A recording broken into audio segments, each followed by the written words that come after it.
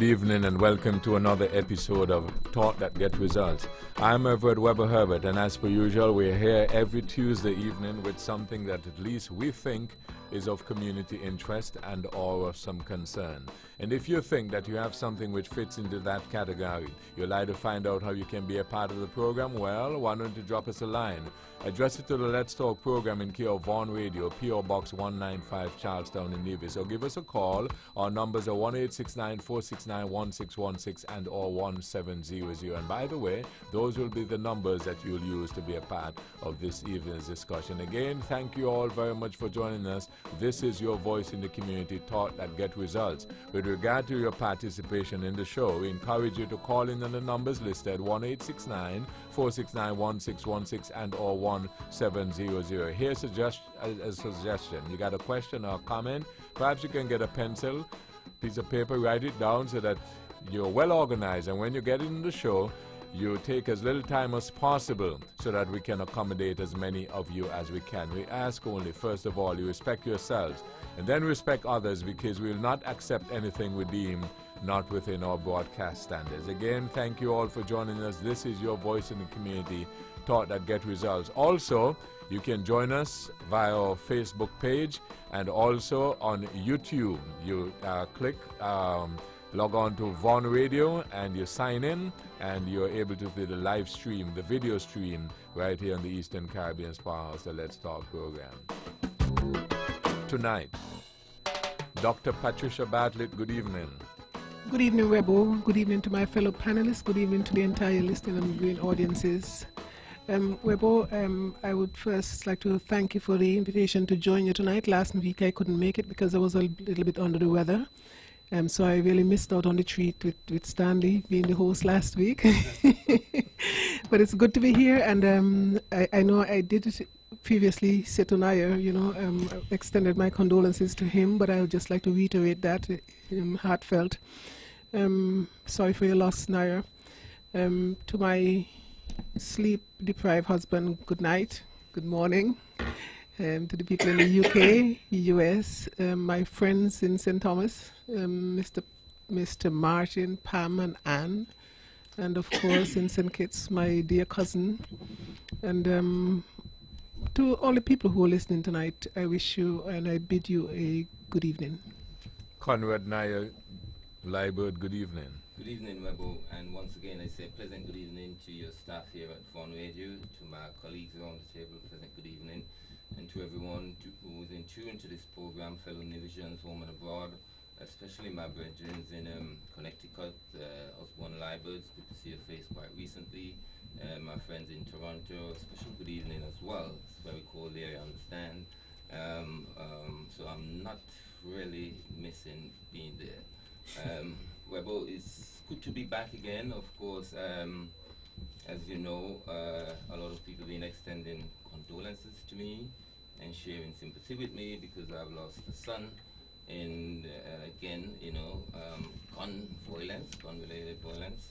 And I would just like to say thank you to everybody who have reached out to me, and your support was well appreciated. Going forward, I would like to remain within your thoughts, as you would remain in my thoughts as we go through this very turbulent circumstance that we are confronted with here in this little island. Weber, once again, I say it's a pleasure to be here, and thank you for having me. Ted Hobson, good evening. Well, good evening, and good evening to my fellow panelists, and of course, good evening to all the multitude of people who listen to this program week after week. Well, I'm so pleased to have my friend and longtime friend and colleague here, Naya. Welcome him back, and his state and position has been in my thoughts over the last several weeks, and I am very proud of the way he stand up and bear his problems and his burdens. I think all I have to say is that these things happen and that the good Lord is there. Good evening, Webo. The Honorable Spencer Brand, good evening. Good evening, Webo, and a very pleasant good evening to my colleagues around the table. Let me say good evening to all those who are listening and viewing this edition of Let's Talk. I want to, from the outset, say to those persons tonight who are celebrating, whether it's a birthday, a wedding anniversary, some accomplishment in their life, I want to say a very special good evening to my dear mom, who will be celebrating her 89th birthday tomorrow. And I want to say to her that tomorrow I hope that she will have a wonderful and a blessed birthday tomorrow. And I just want to remind her how much I love her. She has been a wonderful lady to me, so I just wanted to wish her advance birthday greetings come tomorrow. I want to also say, and I know last week we did in the absence of Naya, how saddened we are for your loss and the loss of your son. I think that while we try to understand these instances, the pain is always at times overbearing at the loss of our young people when they are taken from us in these kind of ways. And I want to, as I did last week, offer you my condolences in person. And I want to say to you that we would certainly continue to remember you in our prayers, and we hope that at the end of it all there will be some amicable resolution to this and all of those other incidents we would have had through violent the use of guns and violence in this country. So Naya, I just want to say to you, be strong. I know naturally you are a strong individual, but at times one's strength is tested, and not only to you, to your entire family, because it's an entire family that is going through this tragedy. And we just want to remind you that we are here to you, for you. Webo, thanks once again for the invitation, and I'm certainly looking forward to our discussion tonight. Edric W. Stanley, good evening. Good evening, Webo, and welcome back from that wonderful invitation that you have been given and award that you've been afforded. And of course, we got a piece of the action, even though we weren't there, based on technology. And one of our ardent listeners called in and gave us more or less a blow-by-blow as to what transpired there. And I must say congratulations again to all the awardees, and welcome back, Webo. How are your feet? I understood that you had almost danced them off, but anyway, you're here, and obviously we didn't see any wheelchairs. As a result, you are in one piece, and again, welcome back. Tonight, as a parent, I would offer my condolences to you, and it is truly heartbreaking to lose a loved one. I love children, and to have lost a son, I know it is quite hard on you, but the Lord doesn't give us more than we can bear, so we have always been told. And through prayers, I think you will get through it, and based on all the calls and condolences that have been offered to you, I hope you'd find it to be a source of strength. So carry on, carry on, carry on. Well, I have a few things to put on the table this evening, but I must say, welcome back, and again, to those people who listen to us every Tuesday night for their entertainment and information. We do appreciate always your participation. Those in St. Kitts, and more particularly those in Nevis, those who listen to us on the World Wide Web and throughout the Caribbean Basin. We are always here to disseminate information to you, and like I said, it's an obligation for us to be here, me especially. And even though Dr. Bartley mentioned that she was under the weather, I hope if she had called, I would have overturned the weather and to have brought her right here, because she was needed. We needed participation. Anyhow, Webo, welcome back, and good evening to my fellow panelists. Good evening. This is Thought That Get Results. with Dr. Patricia Bartlett, Conrad Naya Liebert, Ted Hobson, the Honorable Spencer Brand, and Edric W. Stanley. Edric, we are going to get to the number of things that you have to put on the table. But I'd just like to address two things quickly. One, to join with the rest of you and in conveying my condolence again to Naya. And, you know, when, as some people would say, that when you find that a fella like Webo is lost for words, then you know it's had. And this is one of those occasions. So I was thinking about it his loss the other day, and the whole, you know, tenuous situation that we have in the country. And we have spoken of it from time to time, giving our input here and there and so on. And the harsh reality is, you know something? And that just shows you how this crime business is no respecter of persons. And I realize that in our own case and cases, this thing has hit us real hard and direct. And I'm talking about us here, Myers and Edric twice, and Naya.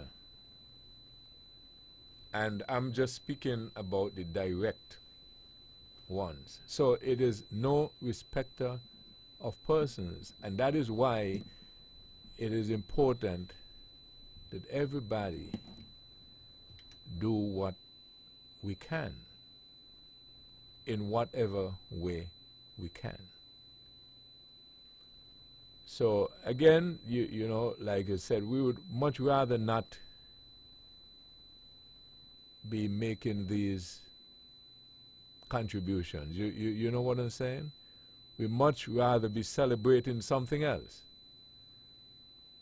And so again, I appeal and I encourage all of us to do what we can.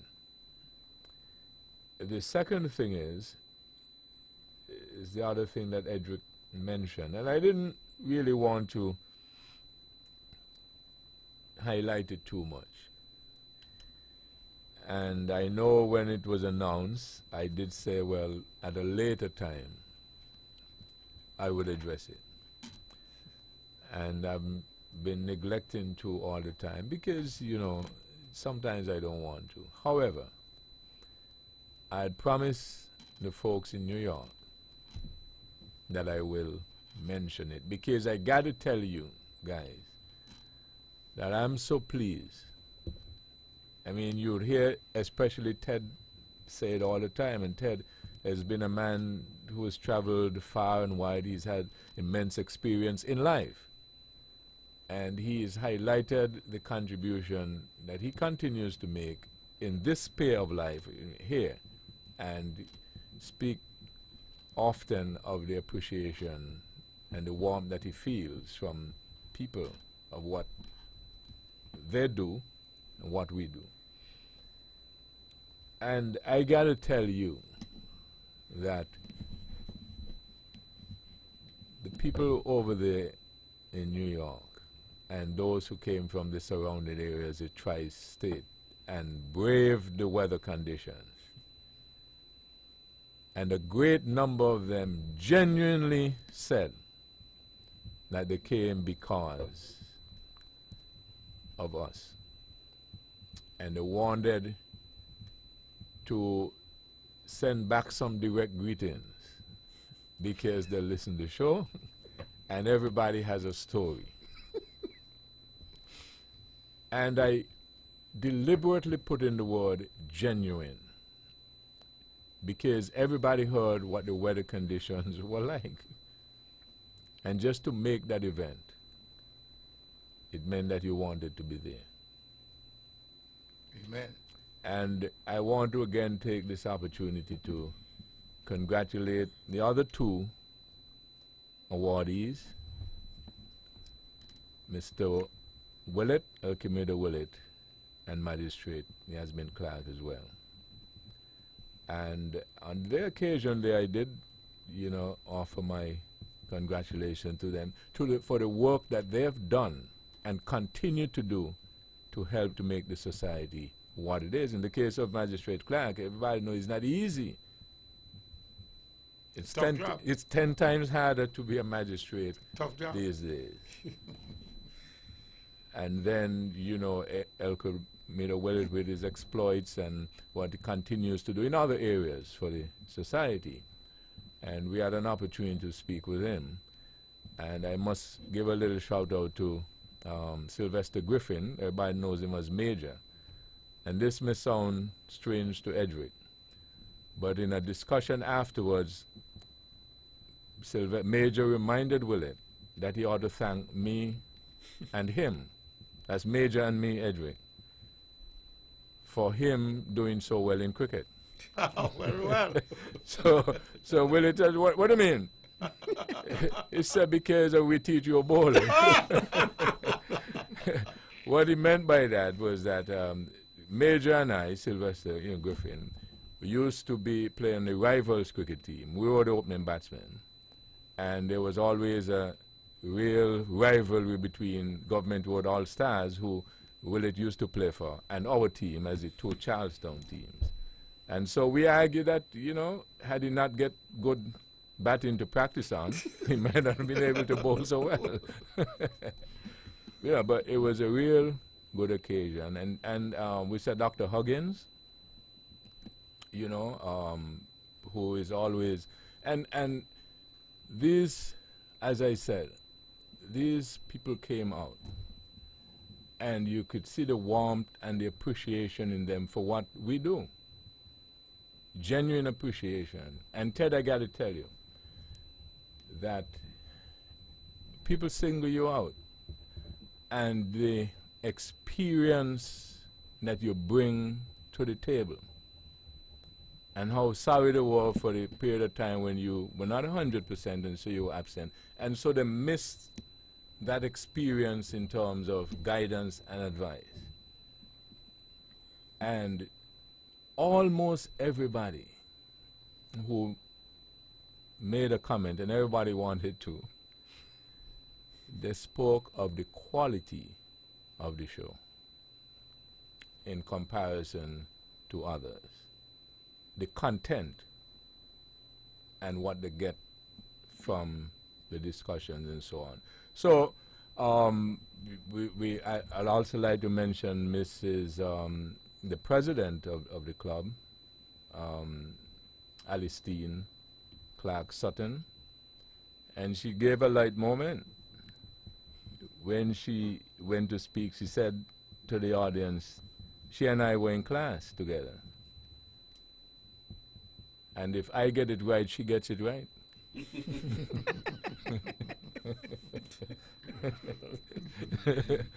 So I thought maybe I'll have to get Edric. Edric, how you solve that puzzle? Well, we know 2 rights will be a plus. Oh, so that's what it means. Yes. So if I get it right and she gets it right, 2 rights is a plus. Right. I got you. And then also Mrs. Earlene Williams King. And then, so that everybody else will know who she is, Amory. Ted, you remember her? Oh, I always remember her. Yes, and she is looking the same after nearly 40 years. And she is as energetic and as busy as ever. And, you know, so we just want to appreciate, and the Honorable Sam Conda was there. Your friend Ted Sir Dennis, he was there. He was giving me some information, yes. He was the main speaker. He was giving me some information about some of your exploits in life and so on and so. We used to battle together as young lawyers. Yes. And, you know, so it was, as I said, a wonderful occasion. And most importantly, it shows that people sometimes appreciate what you do. And in this case, it seems to me as if they do. And in speaking with Sir Dennis, he said to me he was giving some instruction to my son who was there, and he said he told him, in admonishing him and encouraging him in something, he said, do not worry. You just do what you have to do because somebody is watching. And I thought to myself, in our case, somebody was watching and listening. And so I know sometimes it's very hard to do what you do. But I want to encourage you to continue serving, because somebody who you're not aware of is listening and is being affected one way or the other. And again, as I said, it was a wonderful occasion. I also have to mention Sadio. He was right there in the thick of things, and he continues to operate the way he normally operates. Quietly, and he does what is necessary to make sure that things get done in the interest of Nevis. And in a conversation with him, he reminded me of, Edric, you don't know about this, the Woodpeckers string band. You know about that? No, Webber. Oh, finally.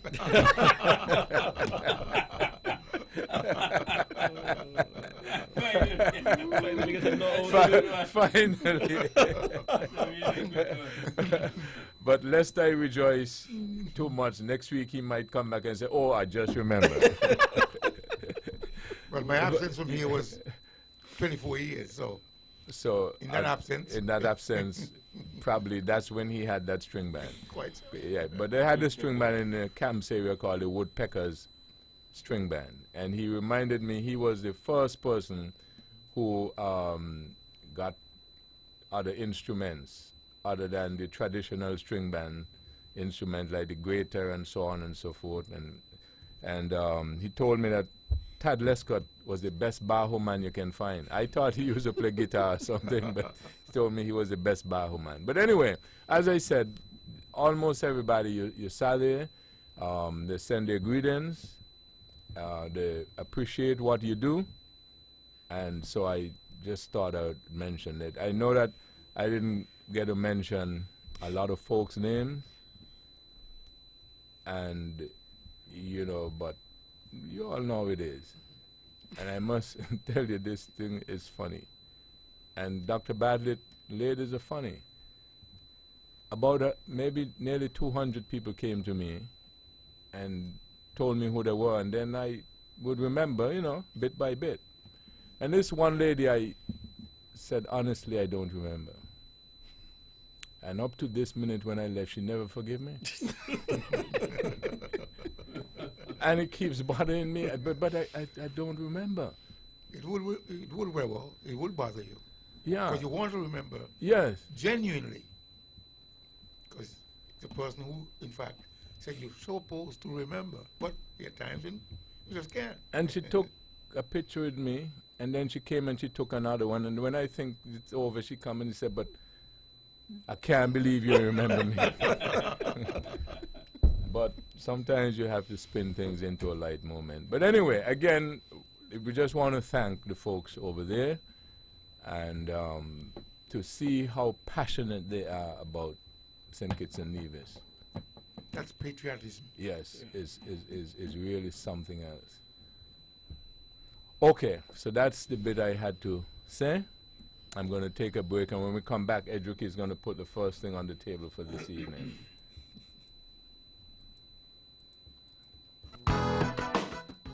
This is Thought That Get Results. We'll be back after these.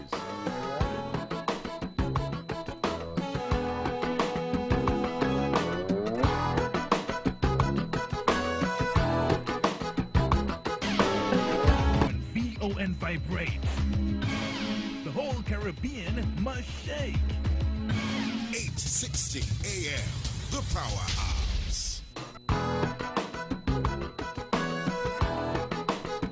Back in this episode of Thought That Get Results with Dr. Patricia Bartlett, Conrad Nye Liver, Ted Hobson, the Honorable Spencer Brand, and Edric W. Stanley. Well, you mentioned the word, the weather.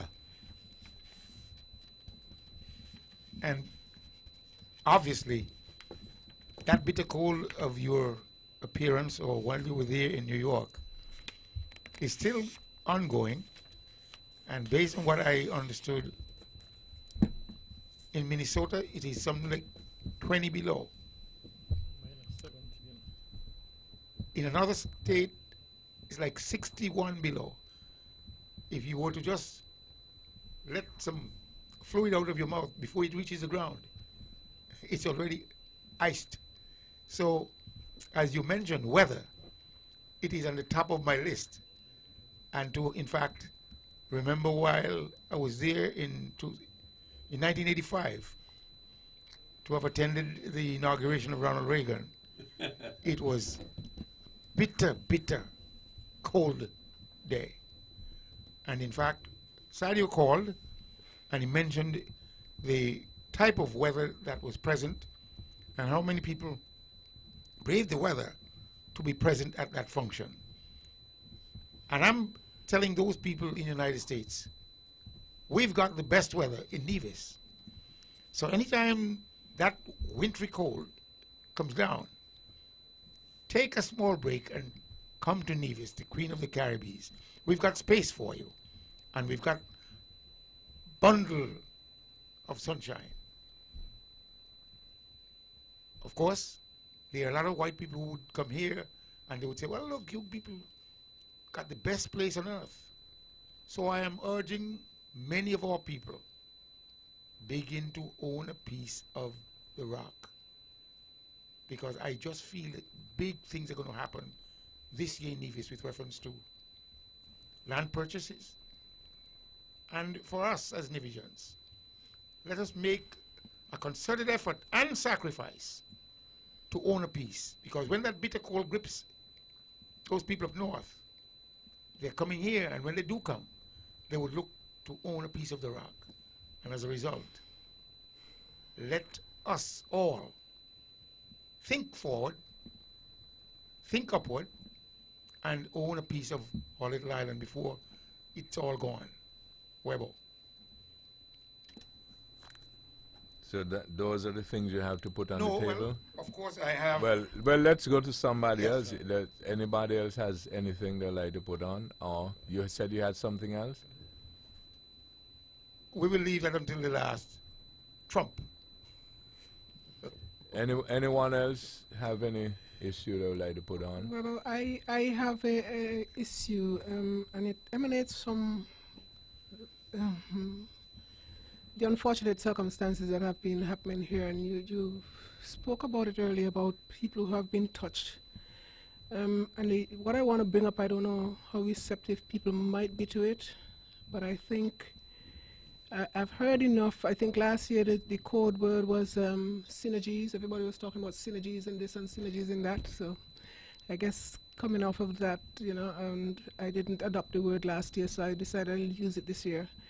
I'm thinking that it's about time that we had probably a trauma unit here. I just find that the incidence of those kind of injuries are kind of increasing. You have a lot of gunshots, you have a lot of accidents, because we're not just losing people to just gunshots. So, we get quite a few fatalities on the road as well, not just in Nevis, in St. Kitts as well. And I'm just wondering if it's not time for us to seriously consider having a trauma unit, that is well staffed, that people don't have to be lying on beds, on hospital beds, until they could raise enough money to fly out. I think this needs some serious consideration, and just to project beyond that even, I think maybe it's time for us to also consider maybe having an organ donor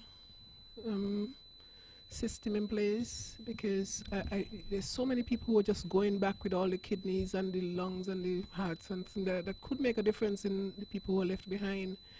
If people don't have to mind you, it would be something that you would sign on to. a voluntary thing, because we have a lot of people with diabetes sometimes who are struggling. We're spending money because we want for everybody to have access to hemodialysis, which is extremely expensive. And most of the times they're on it is, indefinitely. Well, let me not say indefinitely, because most people eventually succumb anyway. But because it's an end stage, most of them are end stage, kidney, problems. It probably might be good if we had an organ donor system in place, that people might be able to benefit, It's just a thought. I thought maybe I should share it, and maybe if we can get some feedback from people on the table or even people who can call in. Of course, we'll have to think about the ethical side of things. We probably might have to have an ethical, some ethics committee, to consider, such a proposal. But I think it's about time we start benefiting, we start seeing the silver lining of these dark clouds.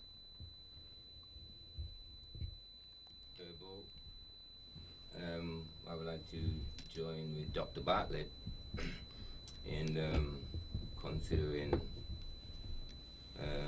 better response facilities here on Nevis.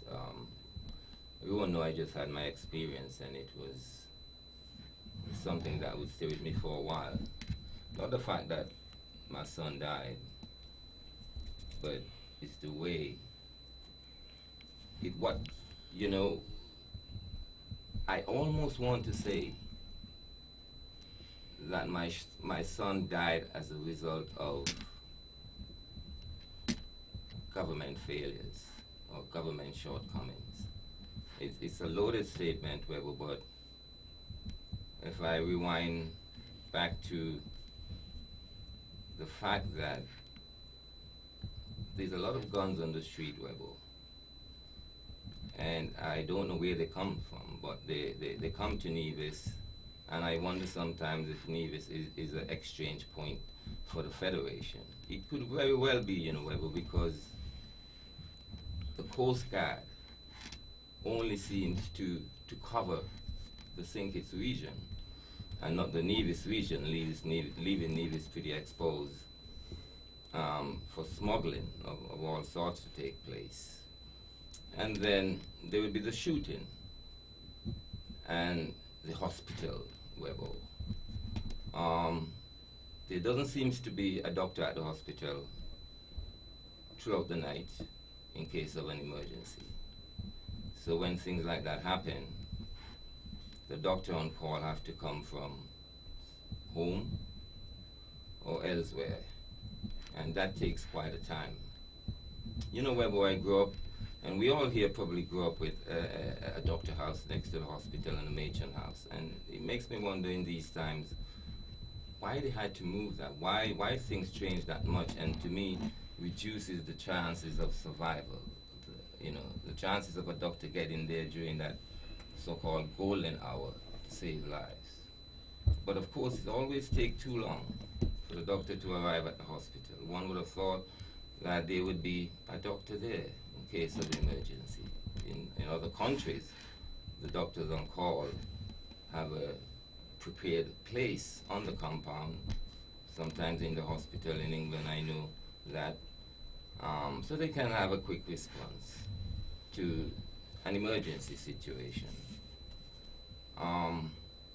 Well, if you get there on time, you got to deal with the situation of lack of facilities in the hospital. And that's a grave, grave, grave, grave situation at the Alexander Hospital. Where my son remains in the hospital for 20 days with absolutely no treatment. And I'm not knocking any doctor at all, but I'm knocking the system in place here.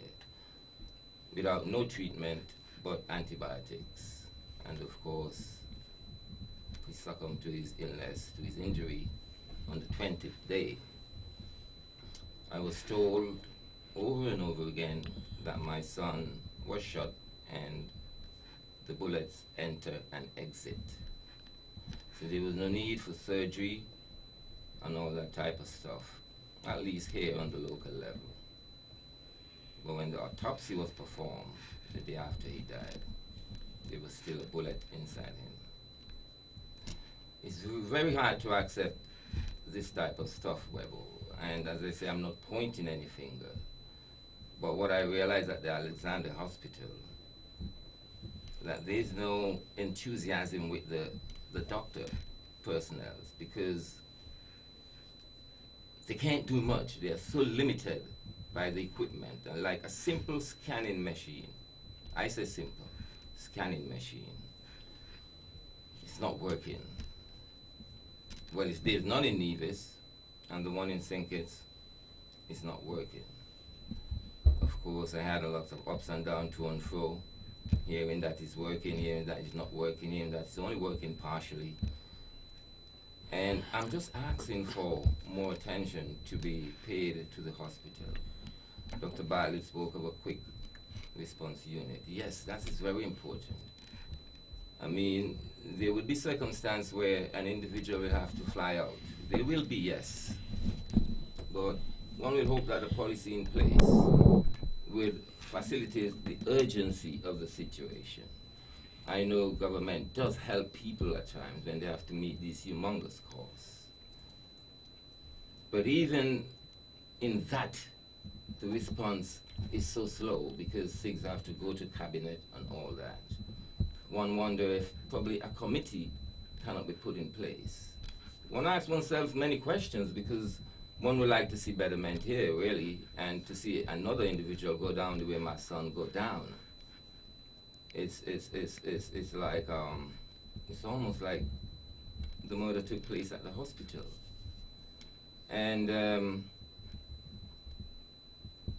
sorry, Rebel, we should not really accept that in the light of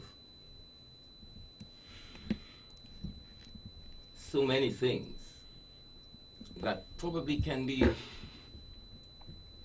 overlooked, and to ensure that the medical facilities at least meet the level of elementary standards, that a doctor can have some dignity in performing their work and not to elapse in a state of almost depression.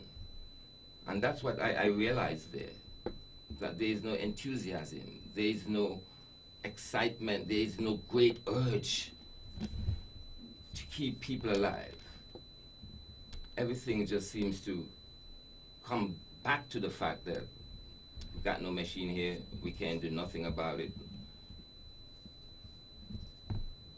A person has been shot, have not been looked into, have not been scanned for 20 days. And you know, I saw a newspaper in St. Kitts with my son, and they said the death at the Alexander Hospital will be investigated or under investigation. I don't know who's doing that. But well, sometimes certain things need to be exposed. And I say I cannot be knocking any individual here. I'm knocking a system that is in place which is so inefficient, so much not ready for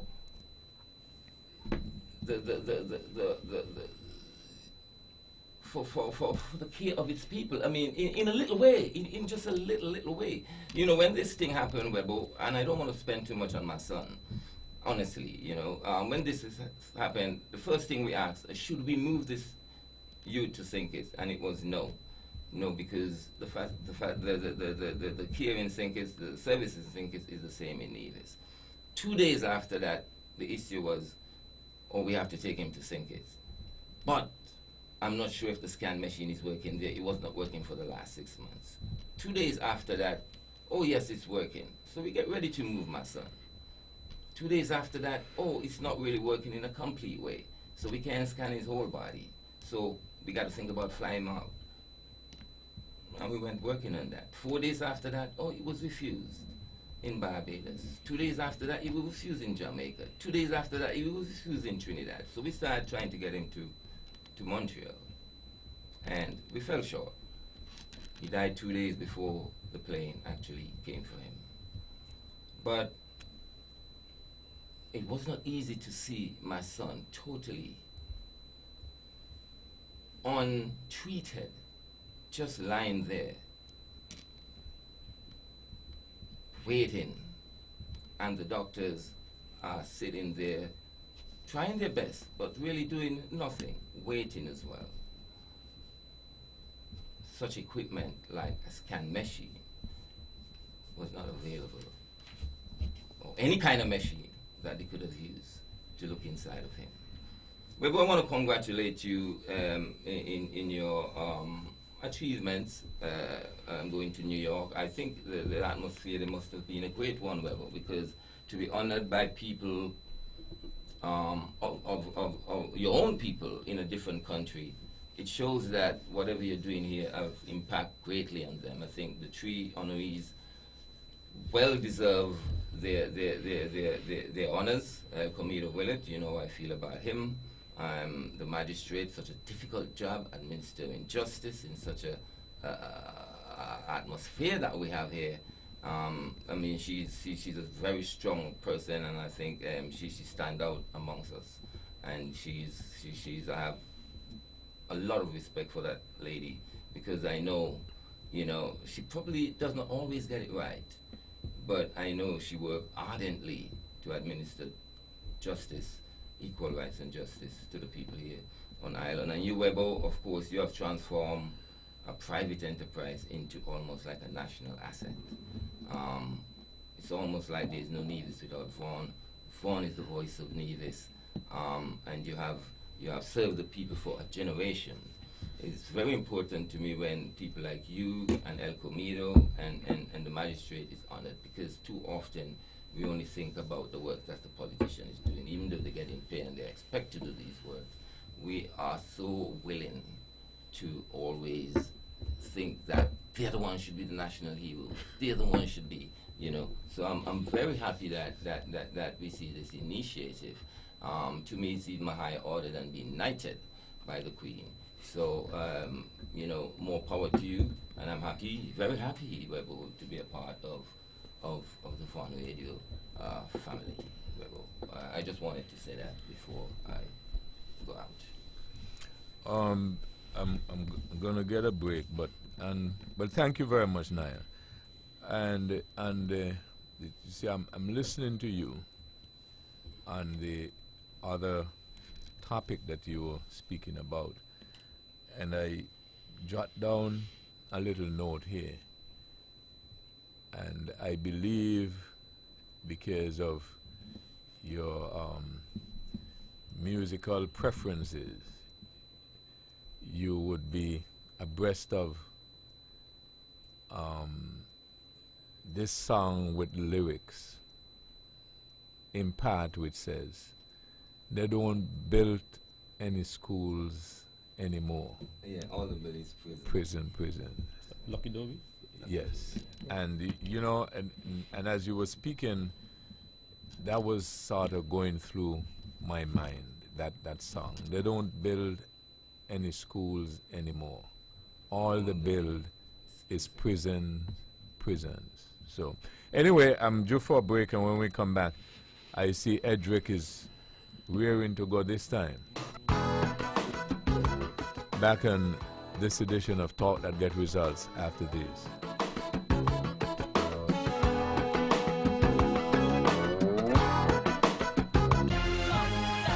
Just arriving at Builders Paradise. Brand new mirror bypass doors. Sizes include 4 feet, 5 feet, and 6 feet. Oh, and don't forget to check out their Saturday yard sale for even better discounts. Builders Paradise, where your island dreams begin. From Queen City, Nevis, this is the powerhouse of the Eastern Caribbean, Vaughan Radio. Back on this episode of Talk That Get Results. So let's go back to the panel. I'm ready to go, but I think... Go ahead, Mr. Stanley. Well, Naya spoke a lot regarding the culture at the hospital.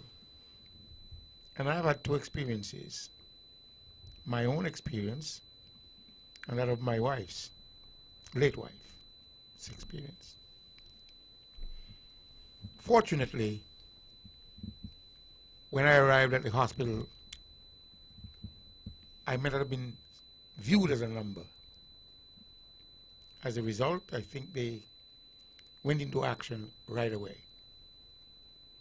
And luckily and fortunately, I was saved, but primarily through the intervention of God. Because where I got my bullets, head, right at the chest, my breast, going toward the heart, and lung. And the only reason why I escaped, it was by divine intervention. 5 bullets. But as I got there, the last thing I heard, cut everything off him. And they took me into surgery. My son told him at 8 o'clock I would be awoken, and I would be wide awake at that time. It happened. At 8 o'clock, sure I was awake. But at the same time, it was self-preparation too, because I think I've fortified myself with certain things, and I had a very strong body. That, of course, again, was no accident. It was by divine intervention, hearing things and following, but that was given by God.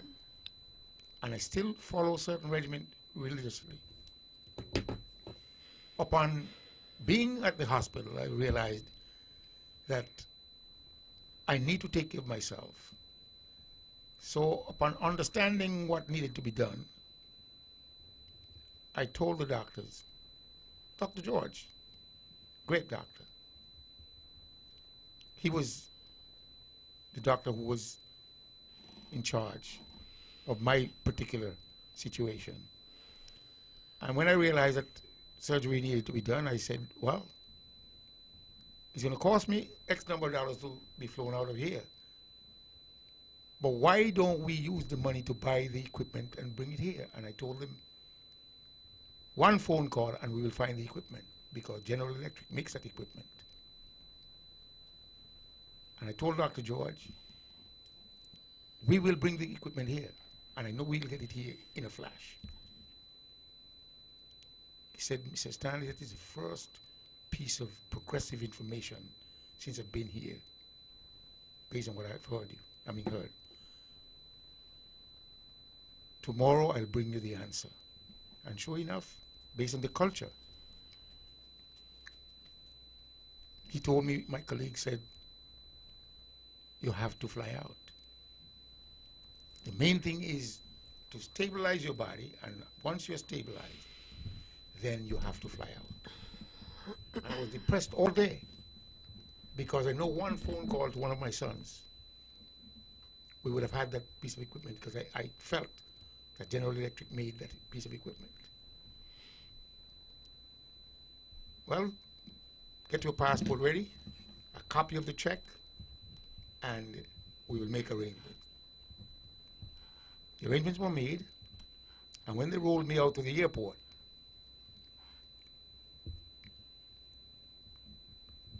they came, the air ambulance, so-called air ambulance, makeshift thing.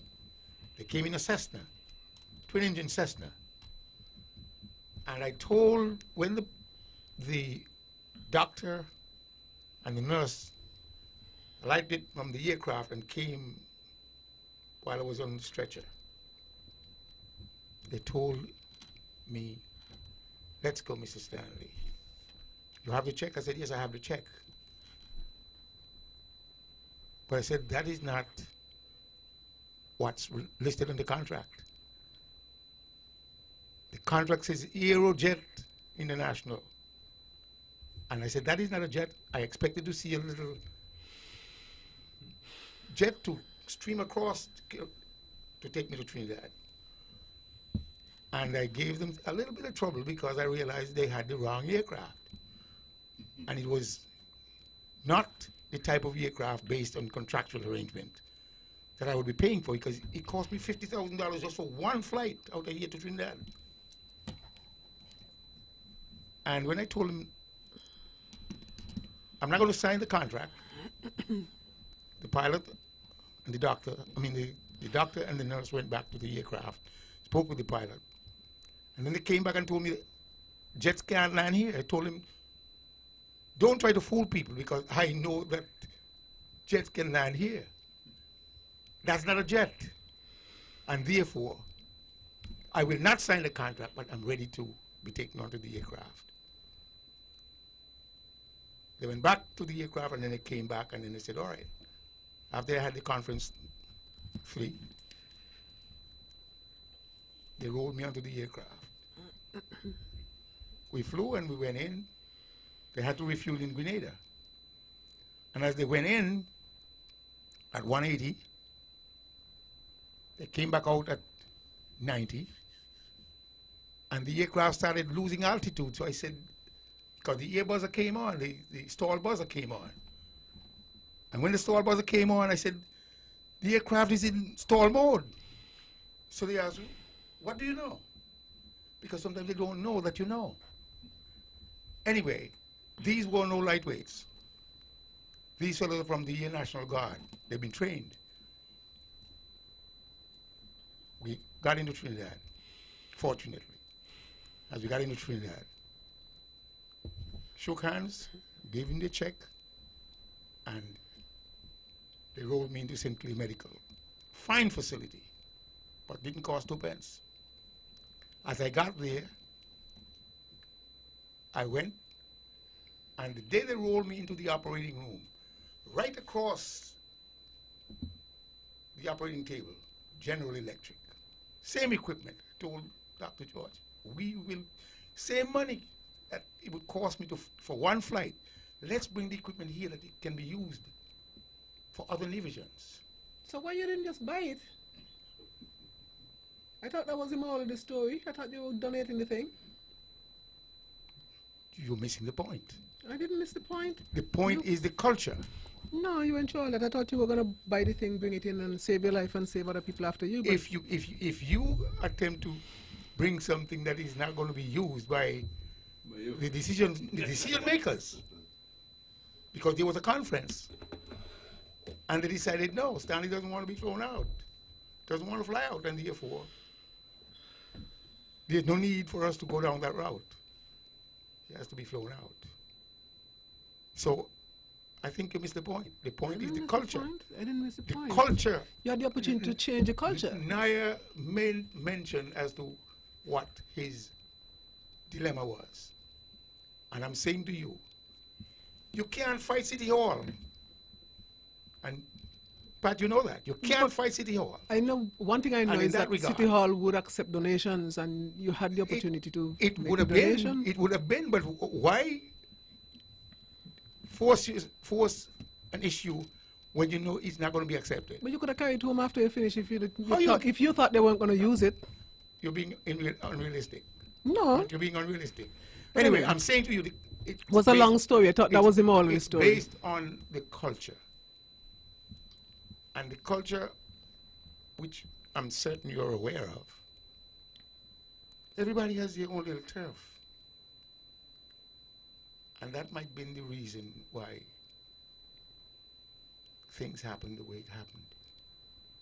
But we need to build, you know, well, it's a long story. The moral of the story is, look, now we need to build. When we get an opportunity to give, we should give. I know your story was a long one, and I'll give you a little shorter story. I went into a place the other day, and a simple little thing that cost $5 they didn't have. And I decided, okay, I'll make, and I understand what you're talking about, the culture, and people don't want you on the turf and all that. They didn't have a simple little thing. And I said, I'm going to make some and take to them. So what I've done, I've made some, and I'm going to go and donate to them. If it's up to them after that, if they don't use it.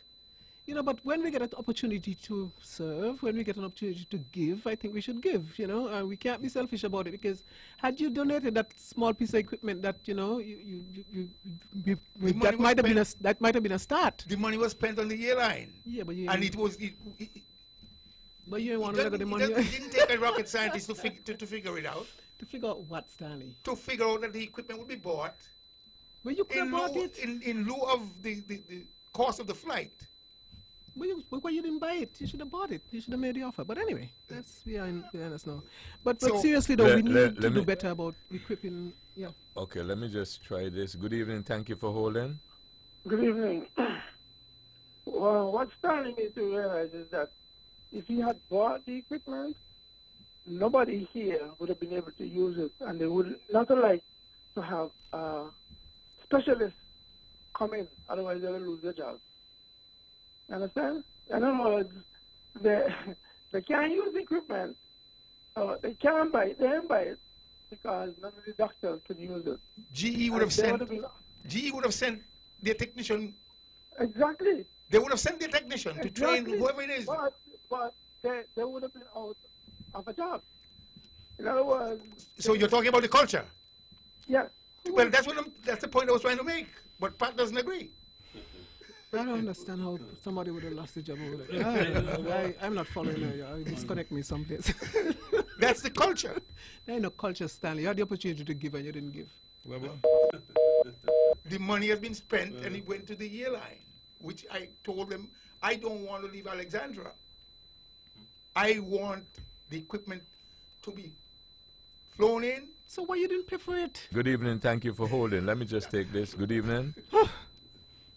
Good evening. Thank you. Good evening, Weber. Yes. And again, thanks for blessing us with your presence. The Sunday before Martin Luther King's birthday on the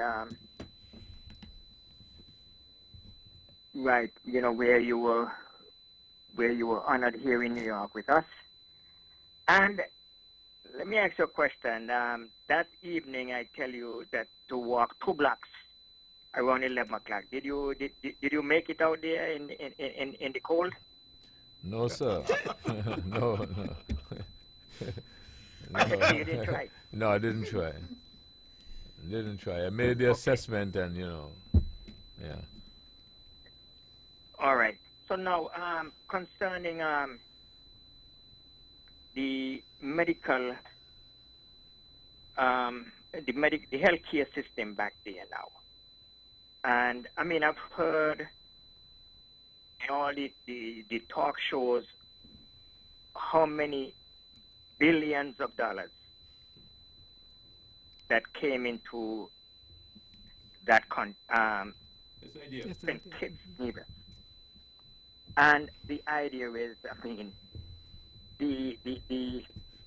those coverage, with everybody should have had their health care already, but now there is an effort that's been made to cover everyone in St. Kitts and Nevis, and even in such a way that there will be monies to fly out patients who cannot be helped in St. Kitts and Nevis. So I think that's a good step in the right direction. Dr. Bartlett, you brought up the subject, and I think we just have to give the government the support now that they do require in order to get it up and running.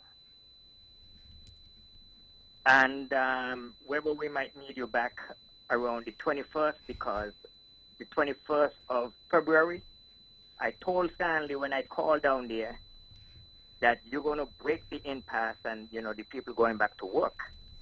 But then the Stanley president, he's a Republican, stated that he might be back on the 21st, so we might need you back up here very soon. well, that's okay. I can give you the early commitment that I'll come, because if something is nice, it's okay to do it twice, right? And Sadio, I wanted to mention Orencia. She is pretty helpful as well. Nice little lady. I think it's Alistair's daughter. Oh, yes. Yeah. Yes. So I wanted to just give her a little shout out as well. Mm-hmm. Right. The idea is it was a very nice function. Again, as you know, they were asking for Stanley. I told Stanley that already. Yeah. Stanley. They all think Stanley is too much. Yeah. So it was a nice function, and again, like you mentioned, quite a number of people came out because of Weber, and the idea is you see how we operate is not just the politicians. Again, we deal with people who are deserving to show up and to be honored. Sadio, I was mentioning about the the string band that you and I had spoken about. Yes. And alas, All right. Edric didn't know nothing about it, so you tell him. No, Ted know the string band, okay? I know it, yeah. Because now, I hear you guys down there talking about long jam, right? You all have a long jam down there? Yeah, the long Woodpeckers jam was the first. drama. Right, but the Woodpeckers was the first with the long jam from Overcamp to Charlestown. Right? From Amen. Camp to Charlestown. And again, ask Tad Lescott, the Woodpeckers was the first band in the Caribbean to have steel and brass, meaning we had a pan in the band. We had a pan leading the band instead of a fife. Because, I mean, you know, sometimes when we going out, we had so much trouble with Nehemiah because he was a good fifer, Yeah. but then he was a lot of trouble. Great fifer. Okay? May God rest his soul. But Yeah, he was, Nehemiah he Neil. was the best fifer.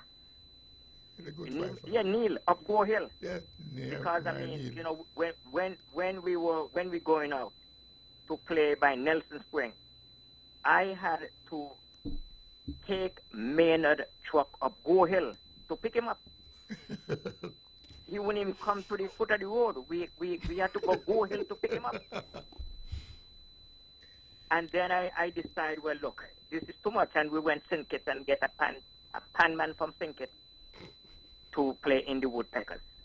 And, you know, we played all over.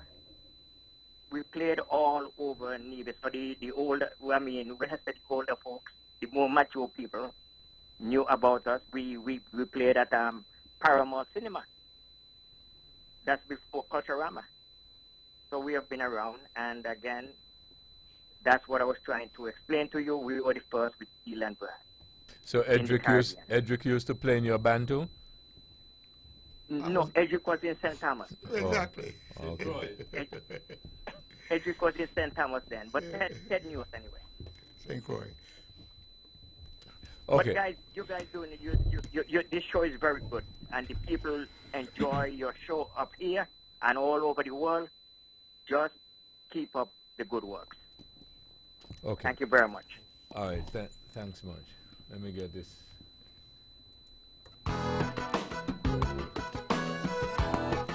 This is Thought That Get Results. And we'll be back after this.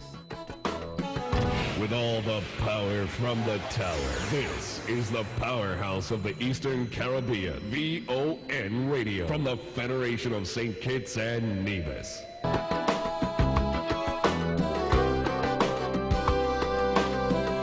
Back in this episode of Thought That Get Results.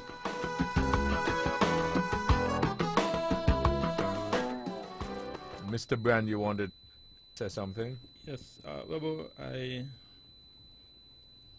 I cannot begin to empathize with Naya enough. I certainly cannot sit here and say that I know how he feels at the loss of his son and the circumstances that he would have gone through, and the frustration and the pain and the anxiety and the agony, and the eventual loss of his son. I am, however, surprised, Weber, that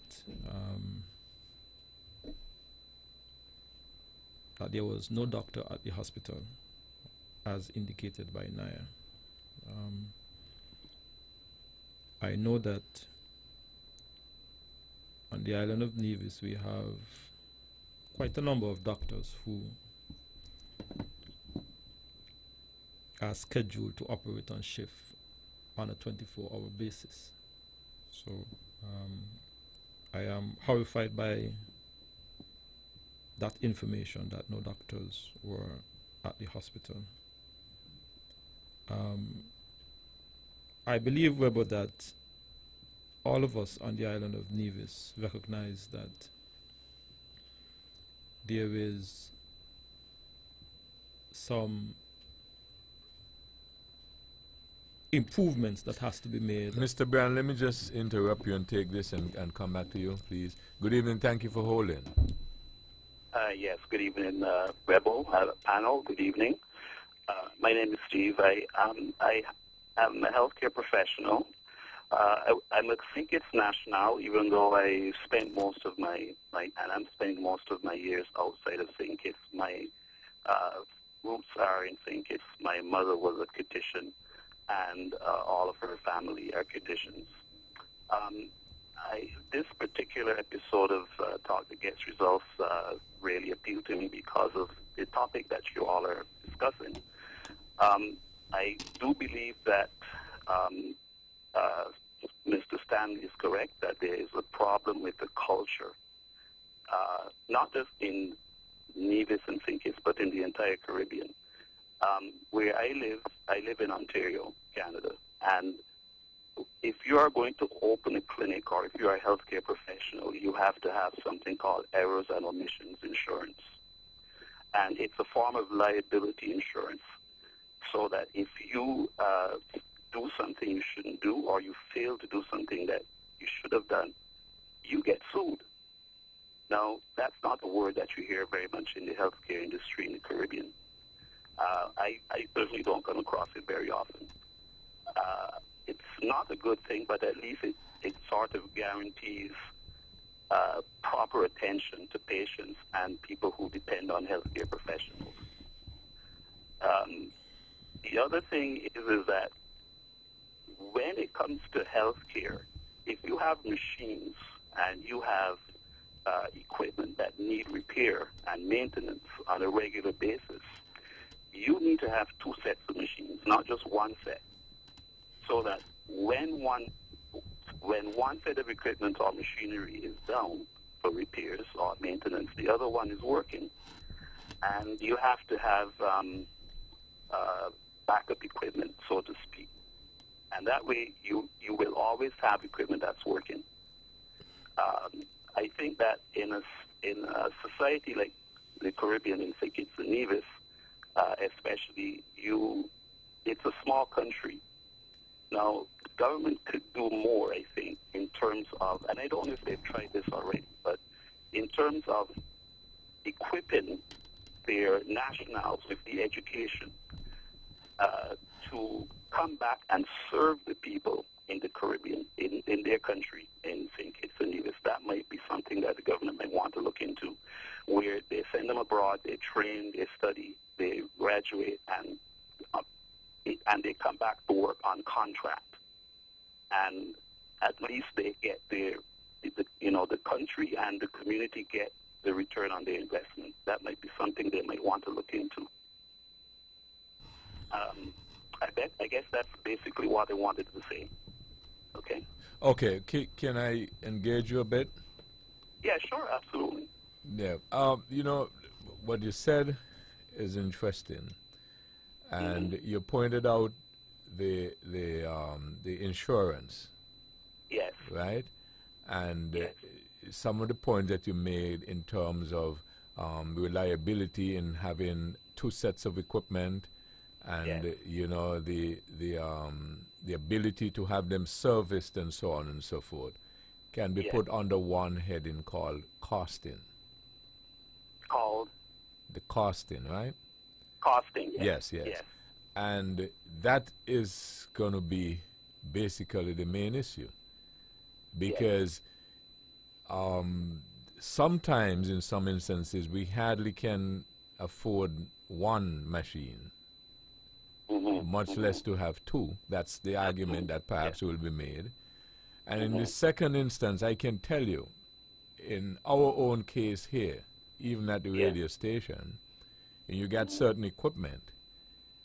And, even with the brilliance of our youth and all these sort of things and so on and so forth, you hardly even find anybody who has the interest in being able to service these equipment. So you end up with a very broad problem in the end, don't we?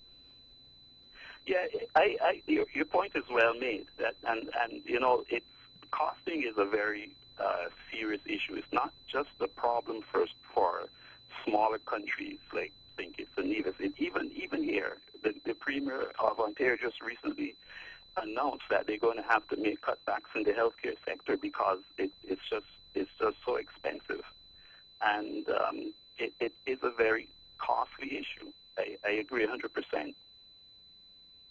Okay, So, but the other thing though that I jotted down, yeah. notwithstanding the cost, Mm-hmm.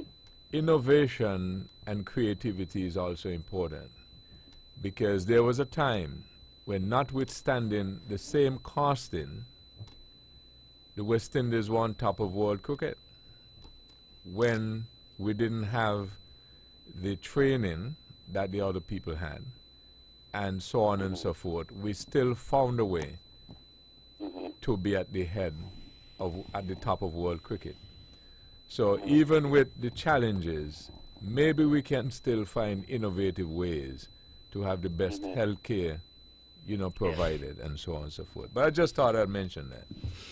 Yeah, your point is taken. I think that the country might want to encourage donations, and that might be a good way to get extra machinery.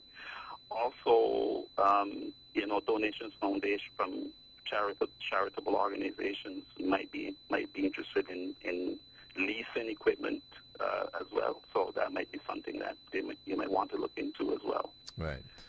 Okay. Yeah. All right. Thanks much. But thank you. Yeah, you're welcome, sir. Okay. Mr. Brand? Yes, well, I just want to continue by saying that it is no secret that we have embarked on some major expansion at the Alexander Hospital, to the tune of some $20+ million. And the aim is that when this project is completed, I will be able to meet not necessarily all of the needs of our people, because I don't believe that any country can really provide all of the healthcare needs at any one point. But it would significantly improve the healthcare sector here on the island. The aim is that there would be some of these machines, CT scan machine, MRI machines.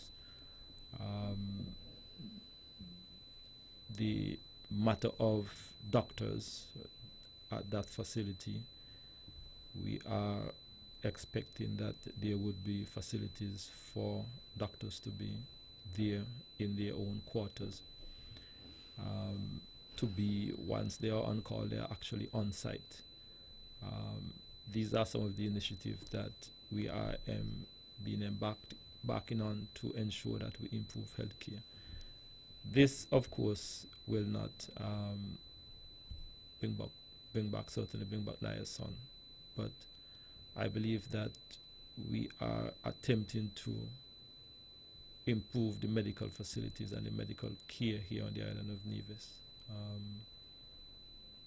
And I would hope that when this venture is completed, that we can see significant improvement in the service.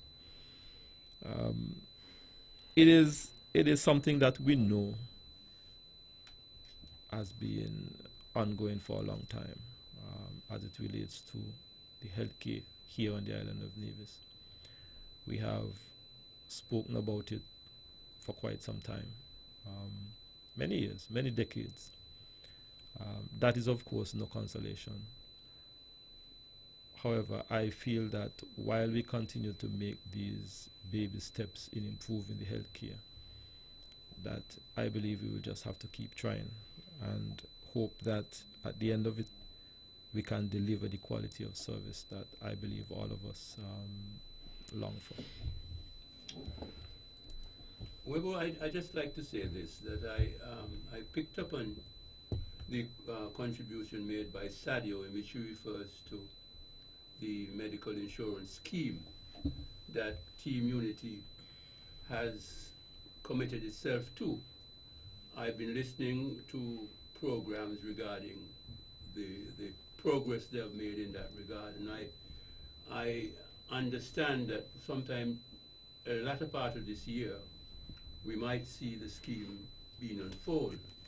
That would, in a sense, help with a lot of the problems that we have now in at least getting our very ill people to travel abroad. The same problem that I think Naya had in really getting his son out of the jurisdiction.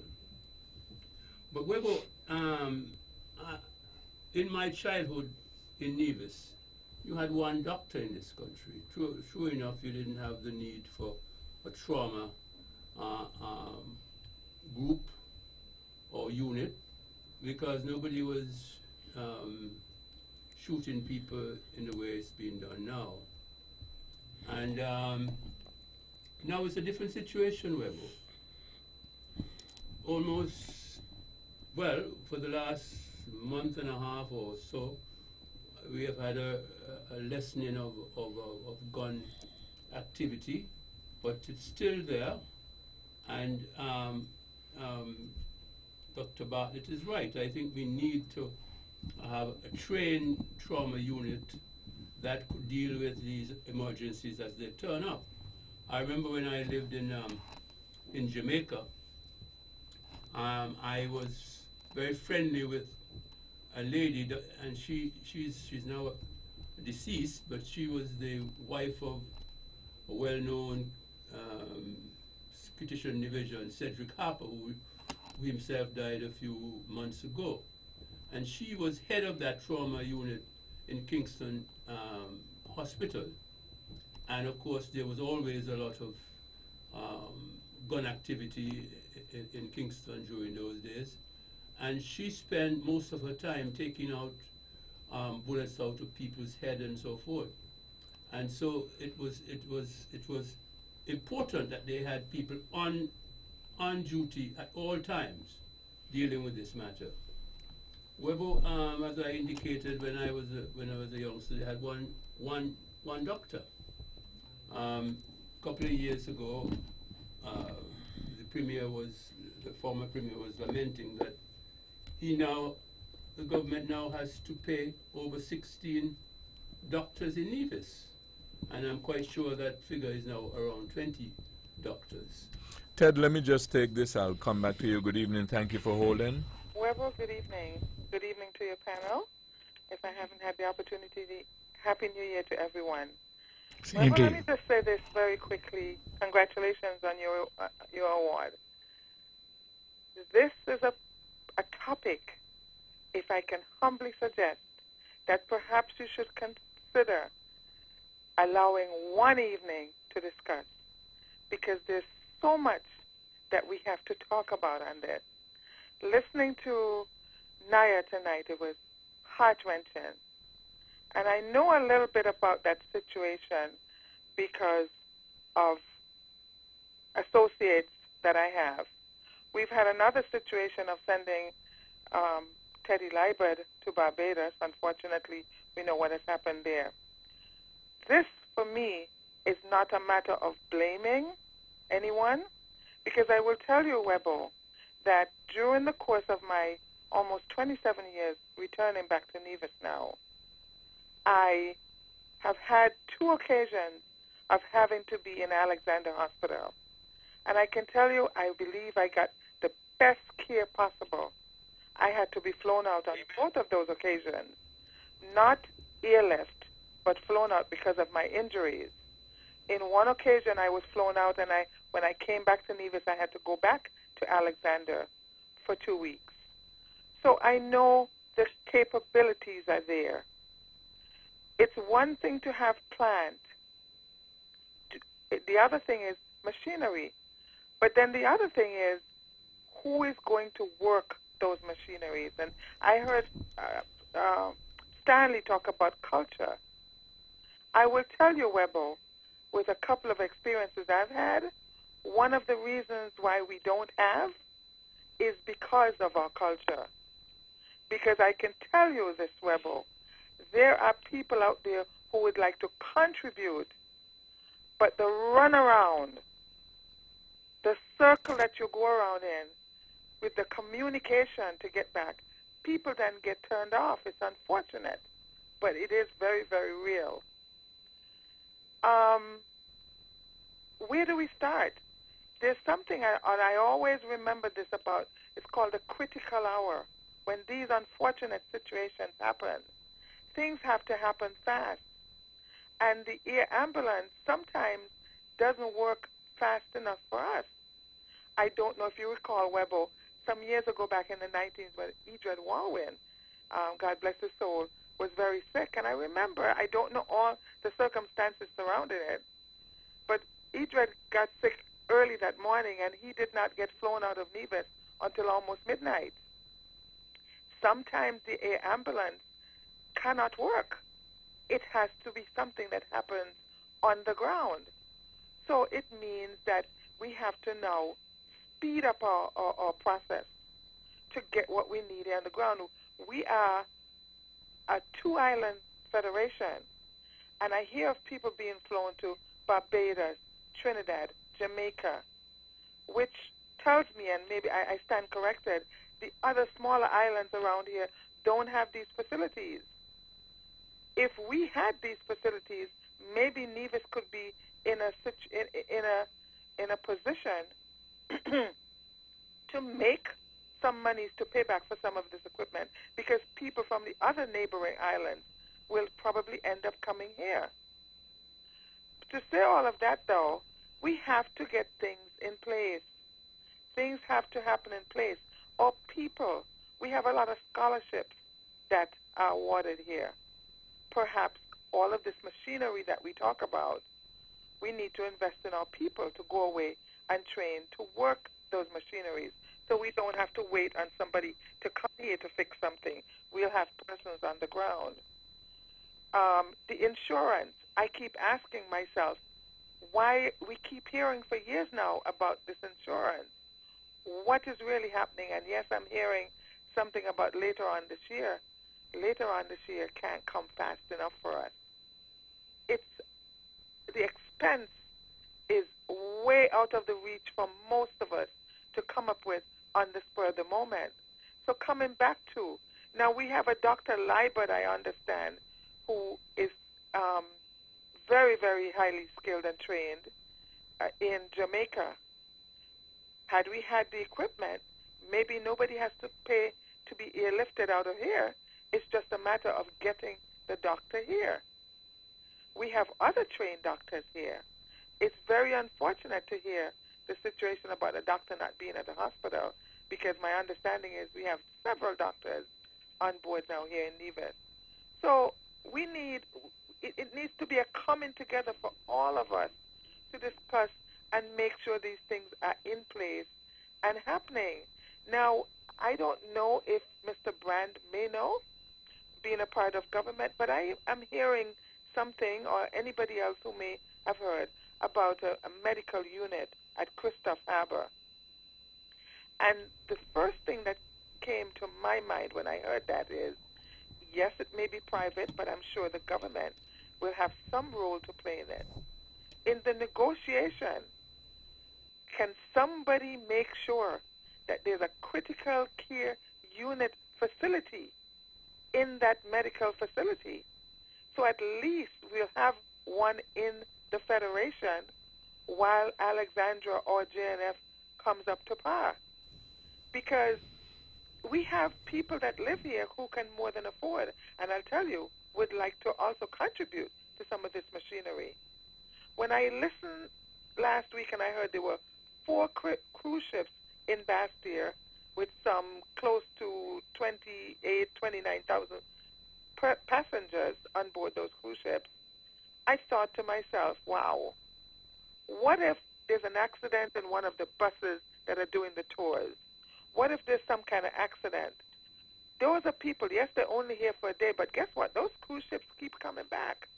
So we have people besides those of us who are residents here in the Federation who come through here and would have the comfort of knowing that we have the facilities here in the event. And unfortunately, there's been lots of events that need this type the type of facilities we're talking about. How do we get there? How do we get there? Can we form partnerships? Are we doing enough to reach out beyond our shores and get partnerships to help us provide some of the machinery? And when the machinery gets there, making sure that we have people on the ground trained for that. So there's a lot of discussion that needs to happen. The unfortunate thing in between all of this talk is that we're losing lives. What can we do to hasten that? We need to hasten that. This is the beginning of 2019, and something needs to happen because, Webo, tomorrow morning, it could be me, it could be you. Let's forget tomorrow morning. During the course of tonight, it could be me, it could be you, it could be any one of your panel, it could be anyone that would need this care urgently, that can go way beyond. Because the other thing that happens, Webo, is when you call in your ambulance, it doesn't just show up. Sometimes it could take hours, but it depends on where it needs to come from and things like that. So we now need to get ourselves to the point where we have that comfort level of knowing that our facility can accommodate trauma incidents and see people getting back to life. It's so difficult to listen to what I just listened to here tonight. The tears roll down my eyes because I ask myself, why are we here? My first injury was in 2005 here in Nevis. I had to be flown out in 2 days out of here to get my ankle fixed. That's 14 years ago. I believe we have come a long way because I think there are now surgeons here who can do.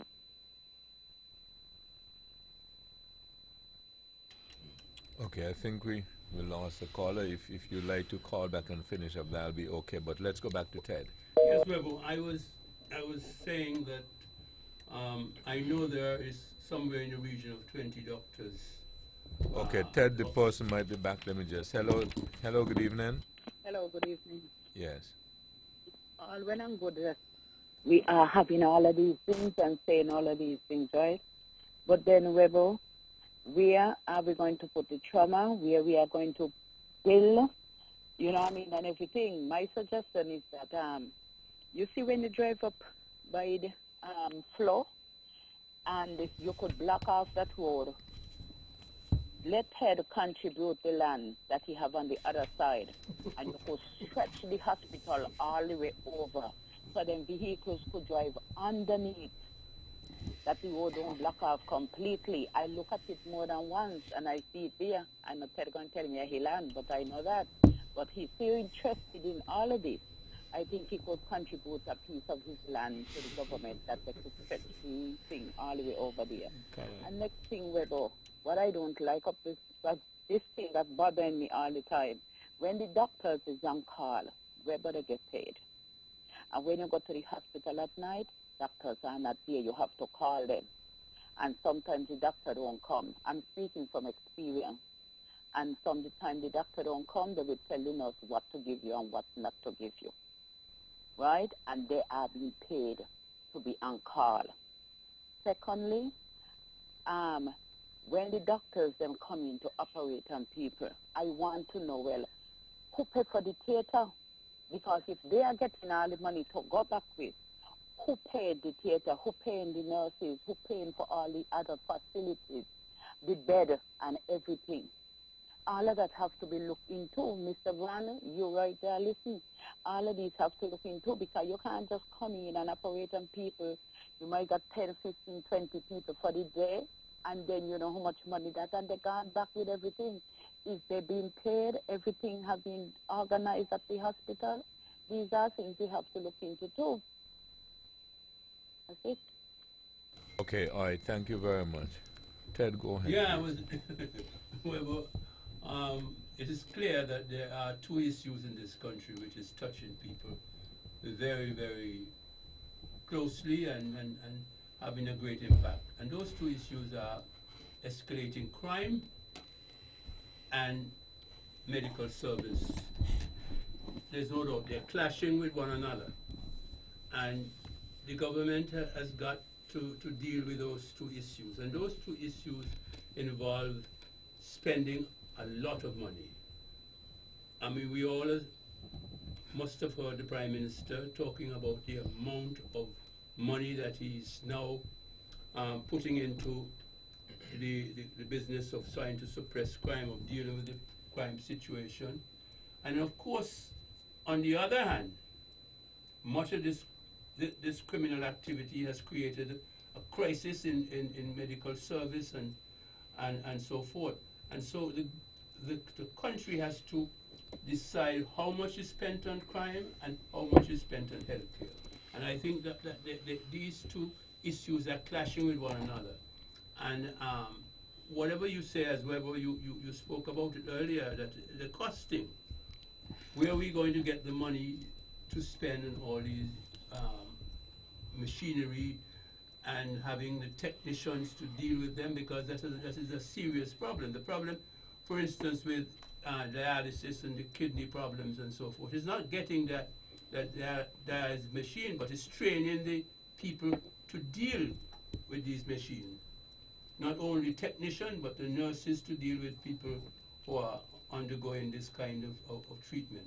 And so whether it comes down to money, and we are a poor country, and so we have to have priorities, and I think that is the real issue. And the government has, both governments in St. Kitts and Nevis have tried very hard to beef up the medical service by employing all of these returning doctors and so forth, and technicians and so forth, but it's still not enough. And obviously a serious emphasis has to be played on working out what are the priorities and how we approach it. Rebo, can I make an intervention here? Yes. I picked up on what Mr. Hobson was saying about priorities, and I had to shake my head, because that is the crux of the matter. I don't think that as a country we necessarily have our priorities straight. And the reason why I say that is that I think sometimes the pressure, that is put to bear on politicians, maybe rightly so, maybe sometimes kind of skew things a bit. Because I've been reading that the SIDF money is available, and that SIDF money, for some reason, most of it seems to be going into these establishments, just to use the word loosely, where they're trying to put down hotels here and, all these different things, and that is where the SIDF money is going, and that doesn't benefit us mostly as a population that, have other areas that are urgent. And but people want to hear that they brought a hotel, a 200-room hotel here and there, and so that's where money seems to be going. And I think it's about time that we considered seriously, the era in which we are.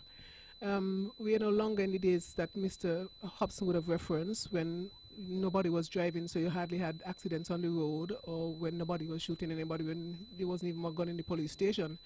We have an issue here where people are regularly now getting injured, whether by, intentional means or by accidents. And so we have to address that. So if last 2 years ago, that wasn't a pressing issue, and I know that it was, then this year it ought to be something that is, paramount in our way forward. And we have to craft, the interventions that we use to address the issues of the day, with a projection. It is comforting to hear that the hospital, when it is finished, the expansion, we will be able to get all these services. But in the interim, what happens? I don't think that in the interim people should be dying. So you don't have to wait until you get a brand new spanking hospital or wing to get some basic services. And I think that we ought to think seriously about that. I think we still need that bridge, because I don't think that all the hospitals would be equipped, adequately. We still need that bridge so we can use the facilities as required. I don't know if in the federation with 12,000 people here in Nevis alone, that we as a population can get all of the instruments and all of the equipment that we might need. And we have to recognize that when a piece of equipment roll off and by the time it gets here, it's almost obsolete. So I want for us to get some basic services, and I would hope that we would get the services now. As it relates to the SIDF monies, I think that instead of Naya having to go keep a barbecue in order to raise some money for his son and wait 20 days, I think some of that SIDF money should be in an emergency fund that people can access. Even if Naya might be required to pay it back, where a lot of white people come here and get, some of the SIDF money and don't have to pay it back. But it would be good if that fund is there so he can access it right away, that he doesn't have to wait 20 days to raise the money. If he's on a payment plan after that or whatever, I'm sure he would be satisfied with that, well, just because of your circumstance. But, I mean, it goes for anybody who would find themselves in that circumstance. And most of us are like that. Most of us are dirt poor. We can't afford, like Stanley, to have a check for $50,000 in your hand walking around, Most of us can't do that. Most of us can't. Pray. Most of praying don't bring money, only to the preachers. But I not to answer that.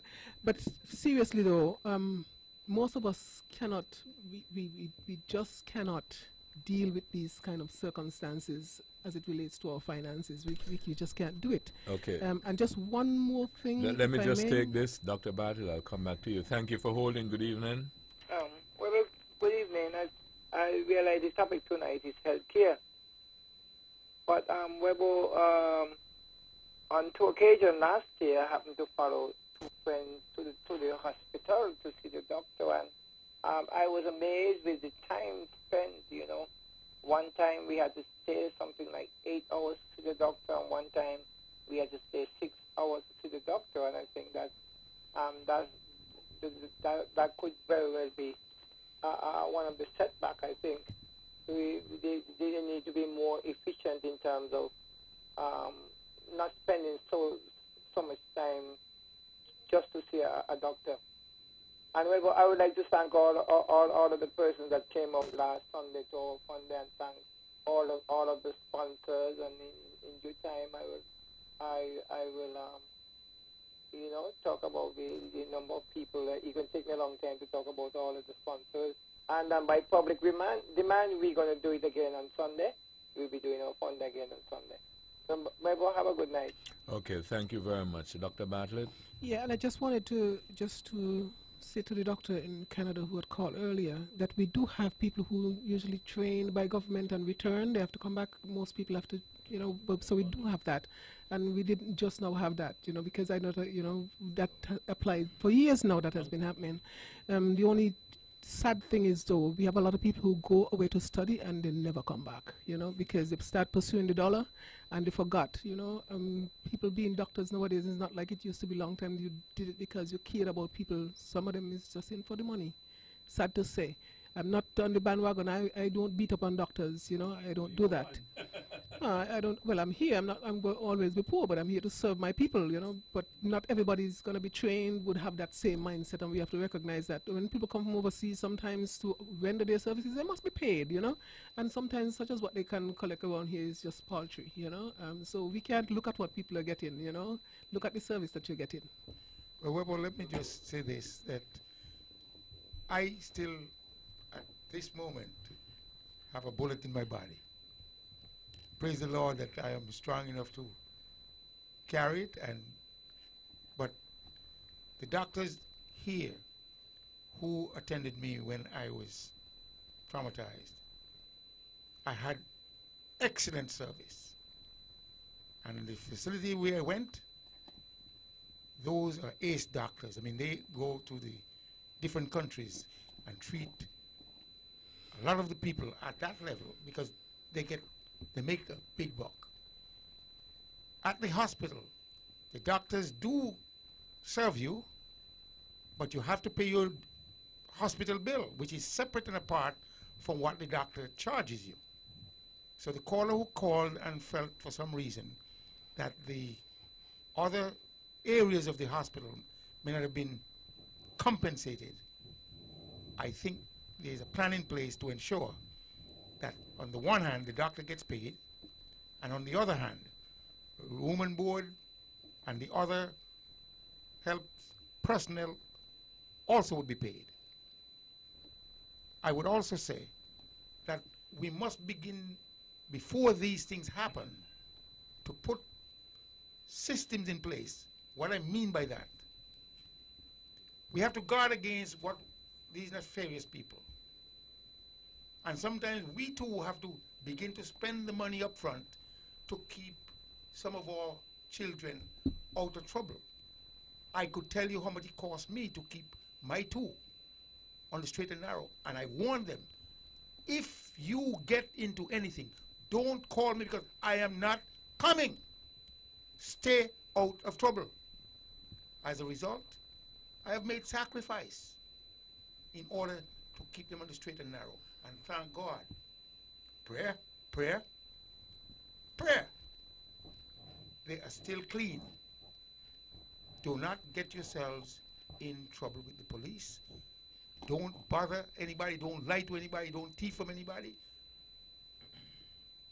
Work hard. And Nevis is a place where people can make a living if they're willing to work hard. And we have spent so much money on education to train some of our children. Some have turned out well, some have not turned out so well. But again, we must begin to look at it from a preventative point of view so that we don't reach to that end degree where we are now clamoring for all these things to be put in place. It is very costly to be in. What are you talking about? To live in Nevis. Well, let me go a little further. You mentioned about the SIDF funds.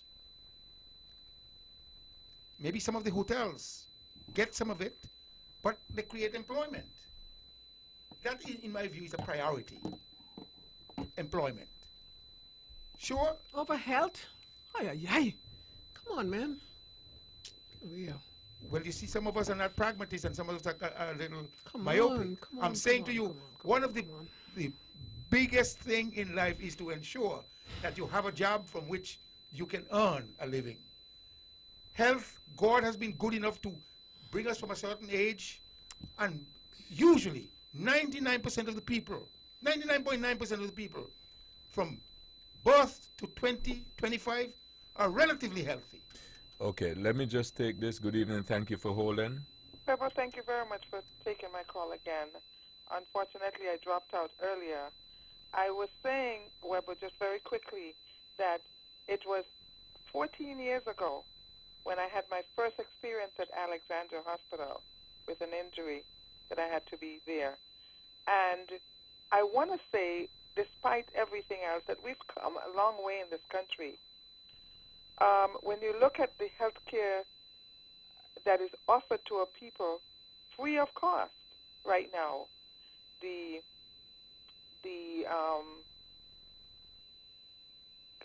prostrate program that Dr. Twait runs, right this week we're looking at the colonoscopy program that's being run. I think there was something a Saturday or two ago with Pap smears. That we've come a long way. We offer it. I'm always amazed, having lived out of this country for a long time, how much that we can get here and not have to pay for it. So perhaps our people need to take a look at that and find a way. You know, churches have a thing that where they have tithes and offerings. Perhaps we should start contributing to our healthcare system in such a way, no matter how small, it adds up. It adds up because like I said, I'm amazed that we can now go and get a colonoscopy for free this weekend. Yes. You can't in most other places in the world. And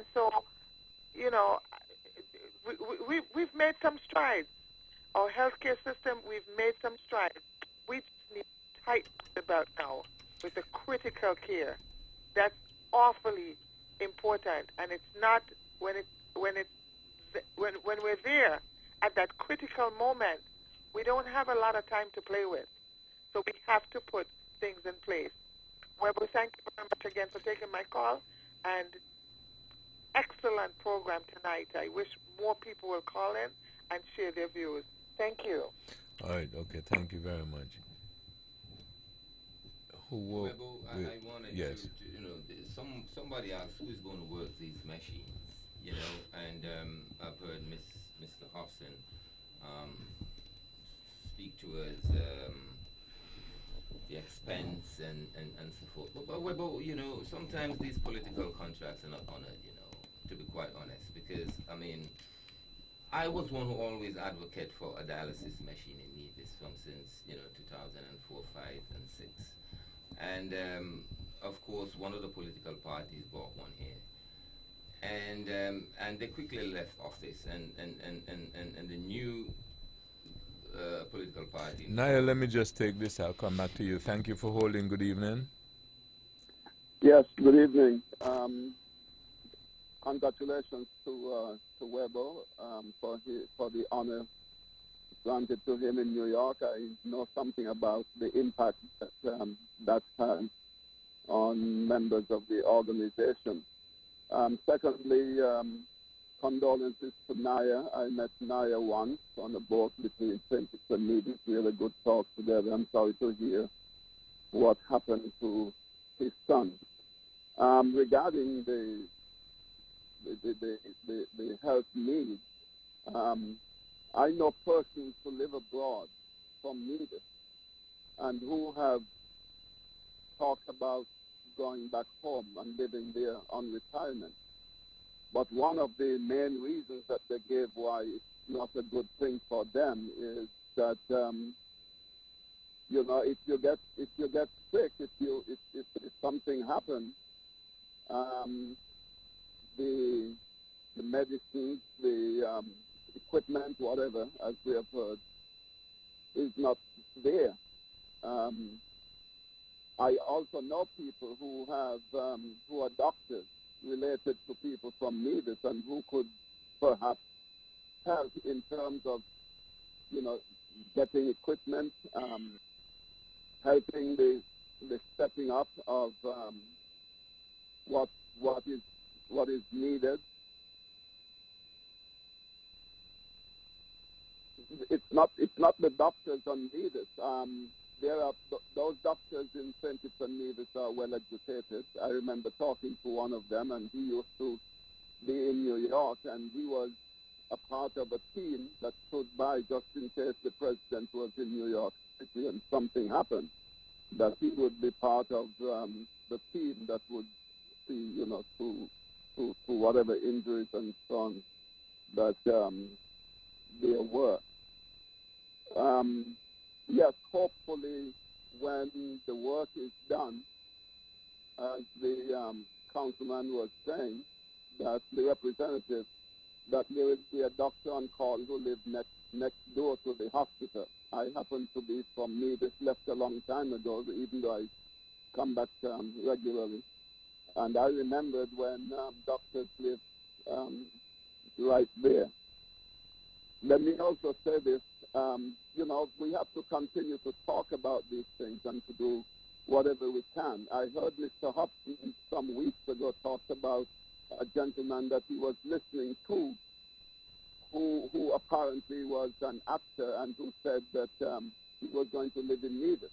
Well, it's an English actor named John Cleese, who is well known all over the world because of some television programs that he used to put on, and all of those things are still available. And I heard him saying that because of Brexit in Britain, that he was going to go and live in the Caribbean, and they asked him where, and he said to Nevis. I don't know how he got to know Nevis. But you could never tell what kind of work someone like that can do in terms of helping young people, others, and the island as a whole. So whatever it is that, people can do, certainly regarding the health system, should be done. One of the persons I know who was there as a younger doctor on training up this way in the United States was in need, and she told her father, who lives up here, that he should retire there because people died too quickly from things that people don't die from, but it's because the care is not there. So I congratulate you on this topic and the kind of discussion that has gone on. And I know that you will continue to do things like this. Thank you very much. Have a good evening. All right, thank you. Go ahead. Well, I just wanted to say Nivisians are intelligent people. I don't believe given the training there's anything that is on the market today in terms of machinery, health machinery, or anything that given the training a Nivision cannot master. So when I hear people start talk about who's going to operate these machines, it's embarrassing to me. I'm sure it's embarrassing to Dr. Bartlett, because we are the capabilities. I mean, we got people out there doing the most technical stuff, and of course, government have to invest in the training of its people. Because, I mean, there was one political party bought a dialysis machine here in a container. And they were arguing, well, it should be, implemented and everything else. And there was this big argument that there was nobody trained for it. And I think this was almost 10 years ago. There was nobody trained to operate these machines. They bought a new car and they don't even ensure that the owner have a license. This was the kind of argument I was hearing. But I want to know from then until now, nobody has been trained? Yes. Nobody? Yes. Somebody has been trained. I'm so happy to hear that. Well, that means we just want a dialysis machine in Nevis. Now, I was told back then that there was not only one but two. But I understand the wing of the hospital is being built and all of that's supposed to be accommodating the unit. But when the wing is going to finish, to be honest, it's taking a long time. And I realize I've been visiting it and not much work is going on there because I myself is looking at a break there. So what I'm saying, it's a massive project. It's a massive project, but I mean, come on, I visit that place because I'm Googling. We'll get it. It's just we need the services in the interim. You must have services in the interim. Yes. Yes. We need to get to that point. Or access to the services. An interim service or something. But I am not one who's buying this argument about we are not capable of operating a machine. Of course we can. And of course, there's the cost factor, yes. And but there's this need, and sometimes it's difficult to put cost to lives and have that measurement really. I think personally, really and truly, a dialysis machine should be on the island of Nevis. Because right now we got about 15 people going to St. Kitts. I met one the other morning and I said, how is the work going? You still work? He said, boy, I can't work. I got to go to St. Kitts 4 days a week. These are the kind of things. Dialysis is something that you can do and go to work. I live with people who, who had such circumstance, and they go in an hour or two, and then they go to work. So I think it's something, and, too often our people have to find themselves all in St. Lucia, everywhere. A dialysis machine really should be at the disposal of Nivisians, especially at this point in time when it's been discussed in politics 10 years ago.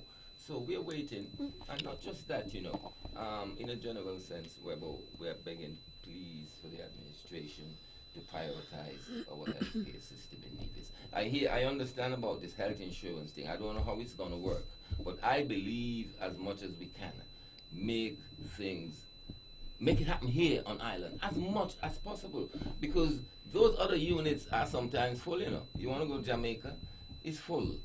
In Barbados, it's full. And Trinidad is full.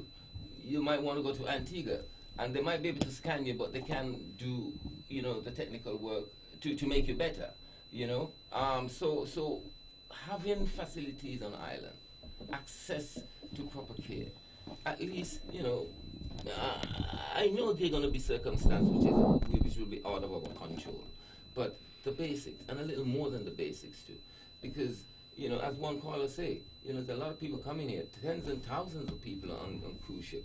I mean, Nevis is a very quiet place, and sometimes I think it's for old people, and it's for a place where old people retire, but they cannot because of the health facilities here. So what are our attractions then? You know, I mean, maybe if they invest in serious health facility, there might be attraction, because Nevis is a place, it's beautiful, and of course elder people would like to come here. Too many people who come back to Nevis, who are Nevisians, who live in England, have to run back, and who live in Canada have to run back. They cannot come and settle here simply because of the health situation here. Please, please, please, let's try and do better in that respect. That's the last word. Conrad Naya-Liburd, Dr. Patricia Bartlett, Ted Hobson, Edric W. Stanley, the Honorable Spencer Brand. This program repeats tomorrow at 10 o'clock following the VON News Minute. Join the Honorable Mark Brantley tomorrow evening at 8 for On the Mark. Thank you all again for joining us. This is your voice in the community. Thought that get results. You all have a wonderful evening. Views and opinions expressed on the preceding program were solely those of the participants and do not necessarily reflect the views of the Nevis Broadcasting Company Limited or its advertisers. With all the power from the tower, this is the powerhouse of the Eastern Caribbean, VON Radio, from the Federation of St.